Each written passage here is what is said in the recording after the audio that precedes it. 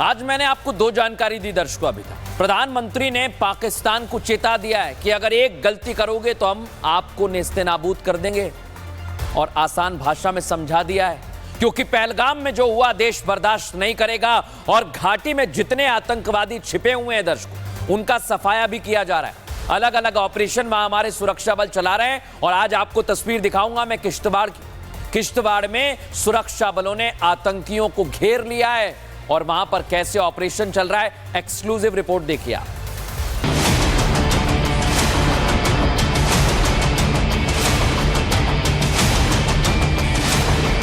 अगर पाकिस्तान ने फिर से आतंकी गतिविधि या सैन्य दुस्साहस दिखाया तो हम उसका मुंह तोड़ जवाब देंगे। घाटी से आतंकवाद का खात्मा होकर रहेगा। जम्मू कश्मीर के किश्तवाड़ में सुरक्षा बलों और आतंकियों के बीच मुठभेड़ जारी। जम्मू कश्मीर पुलिस की खुफिया जानकारी के बाद तराशी में यह ऑपरेशन चल रहा है। खबर है कि सुरक्षा बलों ने जैश आतंकियों के एक ग्रुप को घेर रखा है। ऑपरेशन तराशी के तहत अब तक 2 आतंकियों को मार गिराया गया है। सिंहपोरा के जंगलों में सुरक्षा बलों का सर्च ऑपरेशन लगातार जारी है। सेना की पैरा स्पेशल फोर्सेस 11 RR, 7वीं असम राइफल्स और SOG किश्तवाड़ की संयुक्त टीम आतंकियों की तलाश में जुटी है। इलाके में सुरक्षा बलों की तैनाती बढ़ा दी गई है, साथ ही पूरे इलाके को सील कर दिया गया है। यह ऑपरेशन ऐसे समय में हुआ जब बीते हफ्ते में पुलवामा के त्राल इलाके में सुरक्षा बलों ने 3 जैश-ए-मोहम्मद के आतंकियों को मार गिराया था। इससे पहले शोपिया में ऑपरेशन केल्लर में लश्कर-ए-तैयबा के 3 आतंकी मारे गए थे। सेना के लगातार एक्शन से साफ है, आतंकवाद का सफाया घाटी से होना तय है।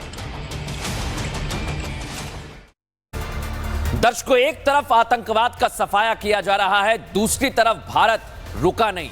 भारत अपनी रफ्तार से चल रहा है, और भारत को विकसित भारत बनाने के लिए मोदी सरकार प्रतिबद्ध है। इसलिए आपके लिए जानकारी लाया हूं दर्शकों मैं आज जिस रेल से आप यात्रा करते हैं वहां शिलान्यास हुआ है।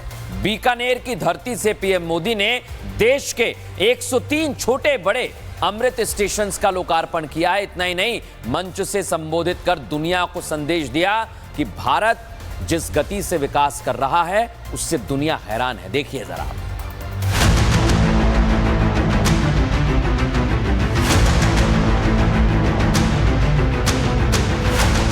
भारत को 2047 तक विकसित भारत बनाने का सपना जो मोदी सरकार ने देखा है, उस सपने को हकीकत में बदलने की दिशा में लगातार काम किया जा रहा है। एक तरफ डिफेंस सेक्टर को मजबूत किया जा रहा है, ऑपरेशन सिंदूर इसका सबसे बड़ा उदाहरण है, तो दूसरी तरफ रेल नेटवर्क को मजबूत करने की दिशा में लगातार काम हो रहा है। खुद पीएम मोदी ने कहा कि भारत के विकास से दुनिया हैरान है। इंफ्रास्ट्रक्चर के इन कामों पर देश 6 गुना ज्यादा पैसा खर्च कर रहा है। भारत में हो रहे इन विकास कार्यों को देखकर दुनिया भी हैरान है।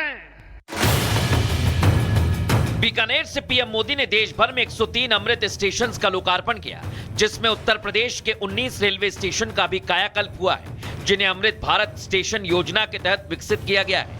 अयोध्या के सरयू तट स्थित रामघाट हॉल्ट रेलवे स्टेशन का 8.02 करोड़ की लागत से पुनर्विकास किया गया। अमृत भारत स्टेशन योजना के तहत आज अयोध्या नगरी में भी रेलवे स्टेशन का लोकार्पण किया है।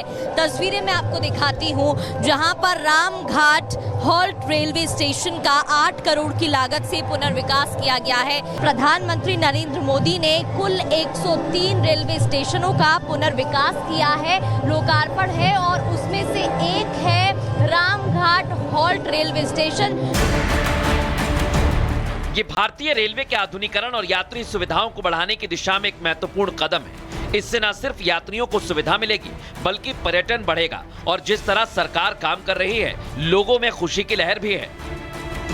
यहाँ से ट्रेनें पूरे देश को जाने वाली हैं, उसी हिसाब से यहाँ डबल लाइन भी हो गई है। अमृत भारत ट्रेनें यहाँ से शुरू हो रही है।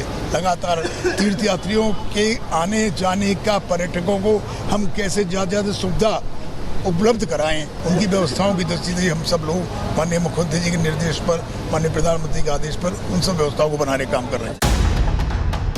अब आपको आपको ये भी बता दें कि आखिर ये अमृत स्टेशन योजना है क्या। अमृत भारत स्टेशन योजना भारतीय रेलवे की एक महत्वाकांक्षी योजना है, जिसका उद्देश्य देश भर के छोटे बड़े स्टेशंस को आधुनिक तकनीक, यात्री सुविधाओं और हरित संरचनाओं से सुसज्जित करना है। योजना के तहत रेलवे स्टेशंस को न केवल तकनीकी रूप से अपग्रेड किया जा रहा है, बल्कि उनकी सांस्कृतिक पहचान और स्थानीय महत्व को भी बनाए रखने का प्रयास हो रहा है। राजस्थान के बीकानेर की धरती से पीएम मोदी ने देश के अलग अलग राज्यों को सौगात तो दी है, वहीं 26,000 करोड़ की परियोजना का शिलान्यास और उद्घाटन भी कर दिया है।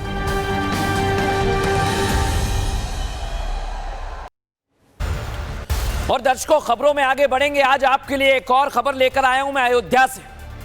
उत्तर प्रदेश के मुख्यमंत्री योगी आदित्यनाथ अयोध्या जाने वाले हैं। अयोध्या सजकर तैयार है और जो राम भक्त हैं, जो अयोध्या में दर्शन करने के लिए जाते हैं, उनके लिए भी खबर है मेरे पास। सीएम योगी 100 बार हनुमानगढ़ी के दर्शन करने जा चुके हैं दर्शकों, लेकिन इस बार ये दौरा बहुत अहम रहा, क्योंकि वो पहली बार हनुमानगढ़ी के किसी कार्यक्रम में शामिल हुए हैं। आपको तस्वीर दिखाता हूं।